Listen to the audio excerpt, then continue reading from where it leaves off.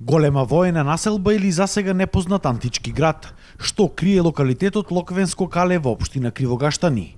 Ова се прашањата кои се поставуваат со неновите археолошки истражувања, кои за прв пат годинава се изведуваат на ова место. За сега откриено е дека локалитетот бил составен од акропола каде живеело населението и две некрополи каде се погребувале починатите. Годинава истражувањата биле насочени кон постарата некропола. Се наоѓаме на највисоката точка на овој локалитет кој што се наоѓа точно на тромеѓето помеѓу општините Кривогаштани, Долнен и Крушево. Од тука се гледа скоро половина Пелагонија. Поради значајната и стратешка позиција на ова место и наодите кои што се пронајдени во некрополата, се претпоставува дека станува збор за воена населба која што функционирала во тој период. Предпоставката е дека првично во 4 век била направена со цел да служи како моќна воено-стратегиска база за надгледување на варварските народи кои што навлегувале од северниот дел. Понатаму како се развивала населбата, дали нејзиниот карактер преминал во цивилна населба, треба се потврди со истражувања кои што би се изведувале точно на овој локалитет, значи на населбинскиот простор.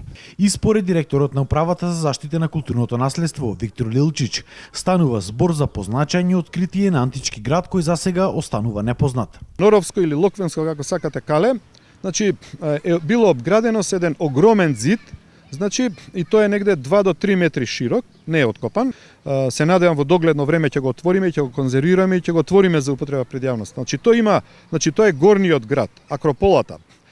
Таму југозападно е долниот град, местото се вика Градиште и терасите сите биле населени. Ние денес се уште не знаеме кој е името на овој град, значи претпоставуваме можеби тоа бил античкиот град Писаион, што е спомнат во историските извори. Јас се надевам дека во некој среќен момент ќе излезе некој надпис епиграфски кај што ќе биде името напишано. Главно е она што го знаеме дека овој град бил оформен некаде во архајскиот период, значи па живеел се до освојувањето на римјаните, па и во римско време живеел. Наодите кои биле откриени во гробовите укажувале на тоа дека се работи за воени лица. За сега биле откопани 8 гробови. Во еден од нив се пронајдени монети со ликот на Александар Македонски, кои според првичните информации потекнувале од 4 век пред нашата ера. Според верувањата во антиката, овие монети биле поставувани во гробовите за да може покојникот со нив да го плати патот до светот на мртвите. Бидејќи тука станува збор за сребрена монета, се претпоставува дека во гробот бил погреба некој финансиски помоќен жител на оваа населба. Освен монетите, во гробовите биле откриени и други вредни предмети.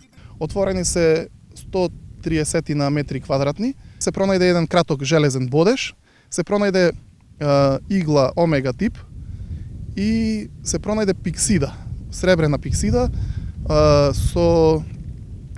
изработена во техника на филигран со златна жица.